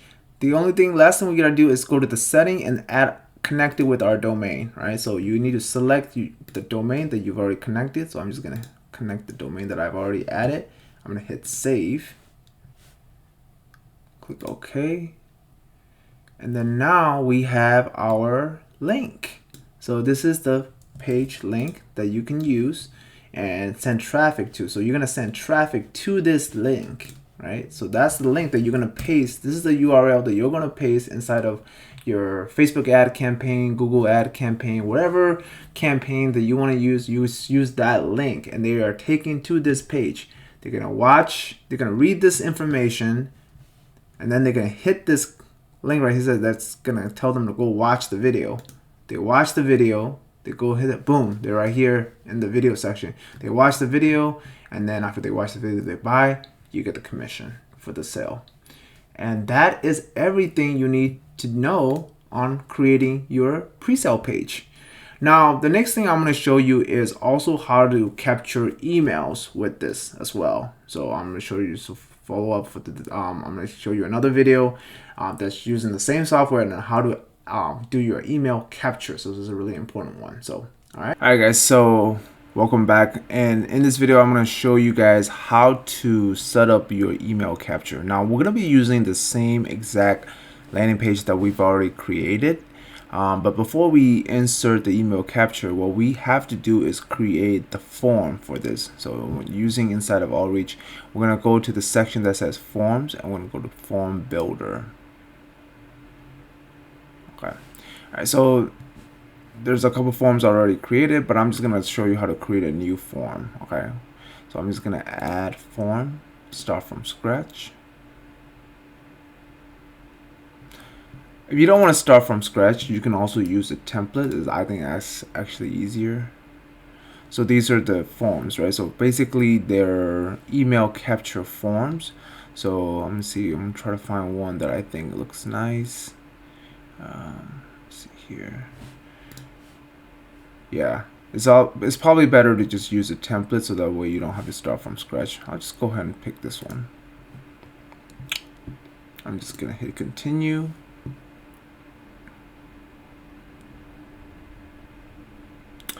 Alright, so this is the form that we have. Now I'm gonna be putting this inside of, I'm gonna put this as a pop-up inside of our landing page, right? So let's just remove this thing right here, and then I'm gonna just put like a headline up here. Put a headline, and then you can say enter your email below.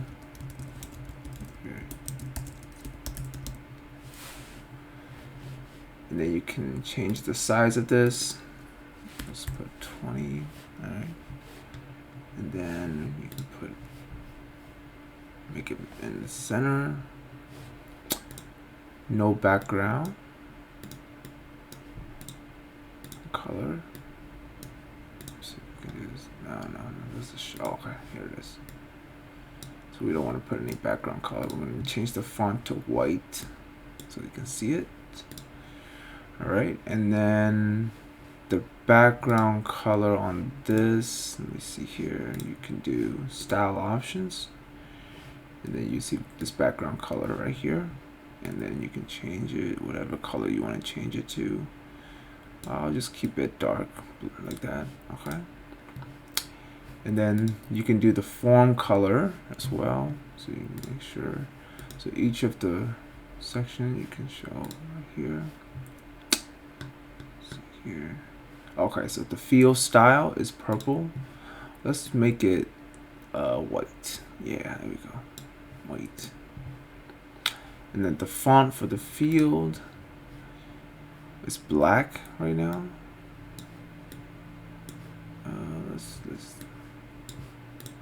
That's fine. And for the button, you can change the button background. Let's make it let's make it green.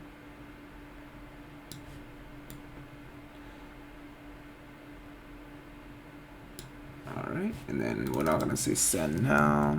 We'll say get access.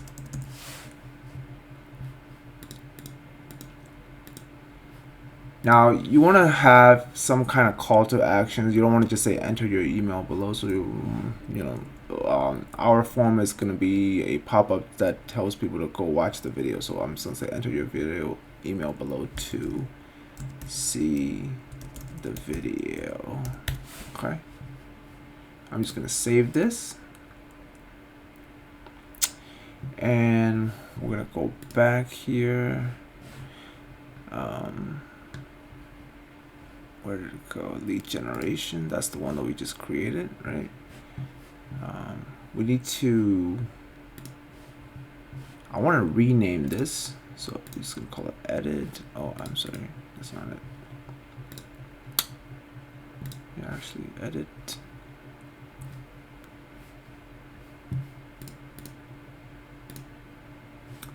Alright, so in the option section, form name, lead generation, we'll just call lead generation for Albaline. And then we'll just call it a pop-up. Alright, so that's what it's going to be, is a pop-up. Alright. And then save. Go back. So we have our form. Now we go back to the funnel. Go back to our Albaline pre-sale page. I'm going to go back and edit.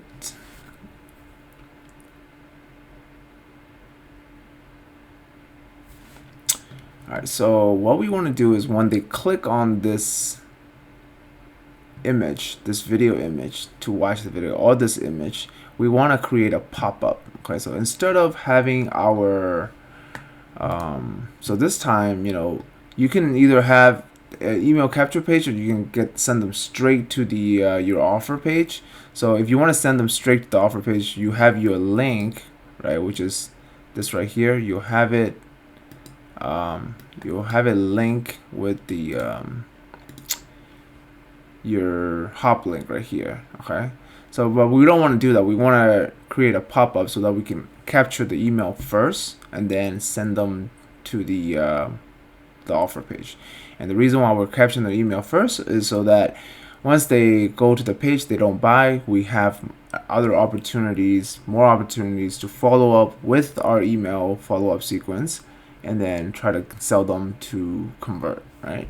So what we want to do is, I'm just gonna copy this real quick, and then I'm gonna say let's say cancel. Actually, we can't do it with this text. Okay, so we'll have to do it right here. We'll say open pop-up.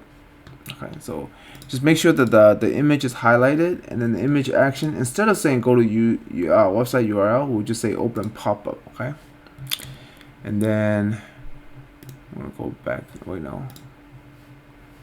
Go right here. Elements. Tracking code, customer service. Okay, pop-up setting. Okay, here we go. So we have our open pop-up, and I'm just gonna add a row here, add an element, and then we're gonna find our form.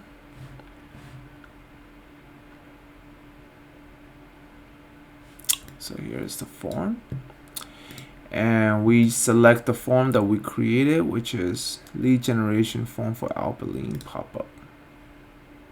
Boom, there we go. That's our pop-up. Okay, and then click X. So every time you want to see the pop-up again, you can see this.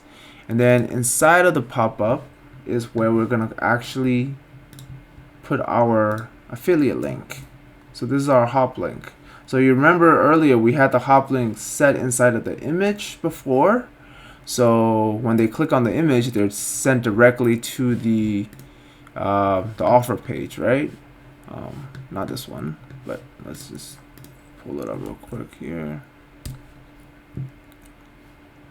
So before when they click on the image, they're sent to the offer page, but now they're being asked to give their email first and then sent to the offer page. So that way, when they enter their email here, if they don't buy, you had their email to do a follow-up sequences. Okay, so I'm just gonna X out of this one, and then for this one, let's see here, new window.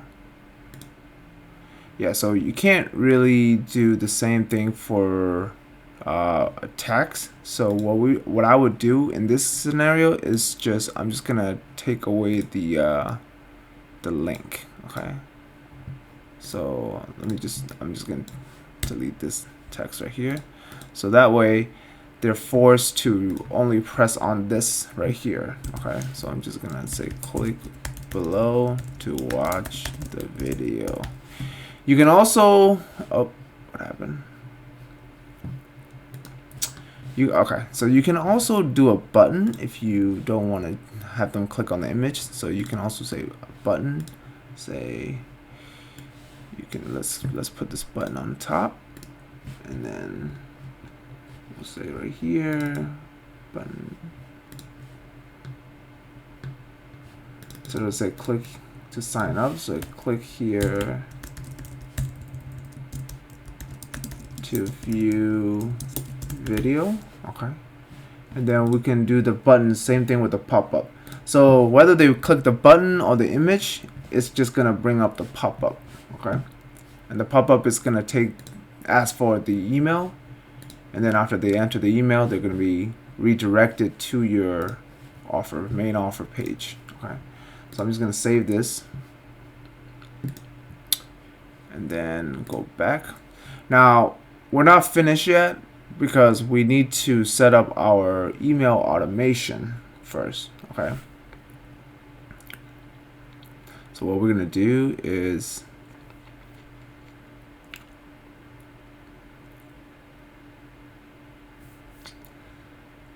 all right, so we're gonna go back. All right, so we're back here, and then we need to do what's called, we need to create an automation workflow. Okay, so we're gonna go into automation. And these are workflows. So basically what it does is when they enter their email, they're gonna be they're gonna have an automatic email sent to them right after they enter their email. So that way you don't have to, you're gonna have all these emails in your contact list where they're gonna be just sequences. Okay, so we're just gonna continue from start. Okay, we're gonna add a new trigger. So the trigger is going to be a form submitted, and we're gonna filter which form is going to be. So we're gonna add a filter, select form is, and then we're gonna go find the form that we created, which is lead generation for Alphalene pop-up. Okay, I'm gonna save that trigger. So now everybody who submit that form are gonna come into this workflow. Okay, so I'm just gonna call this workflow Alphalene.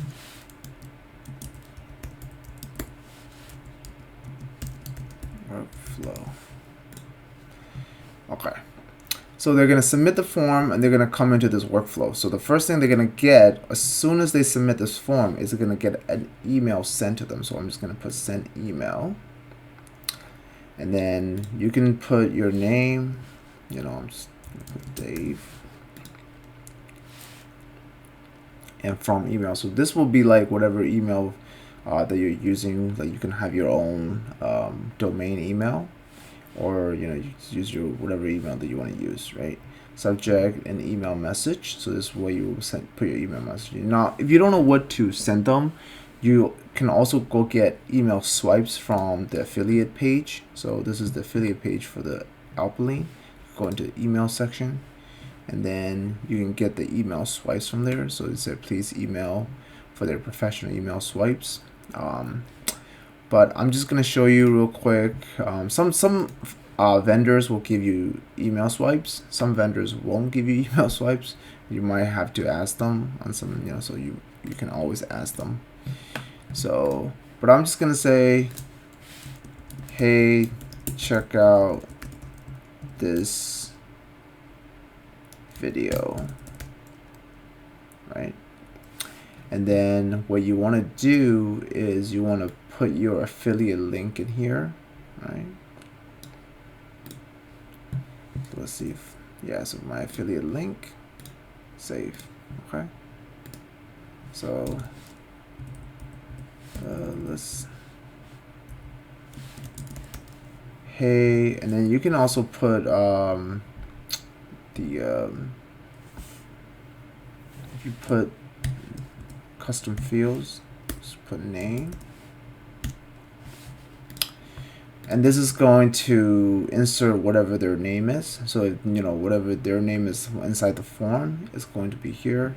And then you can just put your affiliate link. Obviously, you're going to need to write a little bit more stuff like, hey, you know, like try to become more convincing with this email. But I'm just kind of showing you the steps on where to go to put it in your email list.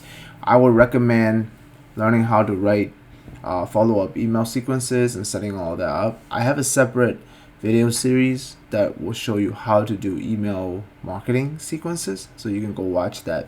But this is just to show you how to get familiar with the software, so where you know where to go and then set up your email sequences. All right, so now I'm just gonna save this subject, I'll just call it email 1.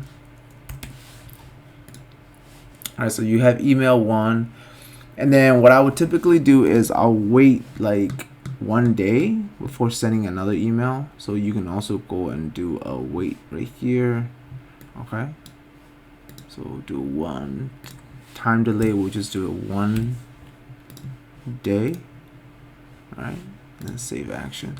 So now we have 1 email that they sent 1 day, and then we can do a second email if they didn't do a second one. So we'll just call it email Subject, did you watch the video? All right. And then we'll just call it email 2. Okay. And then second email. I'm just putting, now you wouldn't put second email in the message. I'm just showing you how to set all this up. Okay. So just call it second email. All right. So you have email 1. Just make sure you give email, name your emails, email 1, email 2, and then you wait, and then you just keep doing that, right? You wait another day.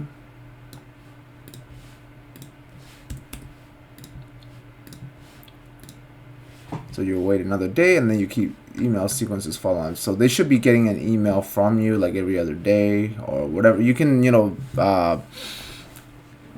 kind of stretch it out however you want to stretch it out. But what this is going to do is allow you to give more opportunities for them to keep watching or keep going back to the offer again until they buy. Or if they don't buy after like a couple emails, you can switch them to another offer and keep promoting. But the idea is that you already have their email, so you can, you know, keep promoting more offers and stuff. So, you know, the more emails you collect, the you know, increases your chances of being able to promote again and again and again, right? So if you don't collect emails, they just come to your page and then they go straight to the offer page, and you know, you now lost them forever. So it's a good idea to collect emails. Though it does create an extra step of friction sometimes. However, it's, you know, you're getting a higher you're getting people who are more interested, right? So, you know, this is a good way to follow up them with the emails. So, but yeah, that's pretty much it for doing the email sequence. Alright guys, hope you enjoyed this video and made it all the way through. If you did make it all the way through, could you do me a favor and like and subscribe this video, and so that it reach out to more people in the algorithm. Now, if you didn't sign up for Outreach AI and you still want these bridge pages that I created for affiliate offers, you can check out the link in the description. There's a 60-page pre-sale pages bundle. Now, it's not just 60 pages. There will be more pages added to the bundle, but you just pay for it one time and you have access to the area, and more pages get uploaded all the time. So I'll leave a link in the description below where you can be able to buy that. Now, if you don't want to buy it and you can get it for free if you sign up for Outreach AI, like I said, you know, you just gotta use our affiliate link below and then go sign up for Outreach AI. Send us an email at support@zoomnets.com and letting us know that you sign up for the Outreach AI and that you would like to get access to these pre-sale pages, and we will send you all the pages for Outreach AI and for all the ClickBank pre-sale pages, right? So you can get all of those things. But yeah, that's everything. Now, if you don't know how to do, you know, running traffic to the offer, I have all these other videos out there that shows you how to send traffic to the offer with Facebook ads, Google ads, native ads. So go check out my other videos that shows you how to send traffic to the offer. So I didn't include that in this video tutorial just because it's just gonna be so long, but there's other videos that shows you how to do all those things on my YouTube channel. So check out my other videos that shows you how to send traffic to your landing page using Facebook ads, Google ads, and native ads. So go check that out. And then yeah, hopefully you enjoyed this video. Once again, give me a like and subscribe, and I will see you in the future in more videos.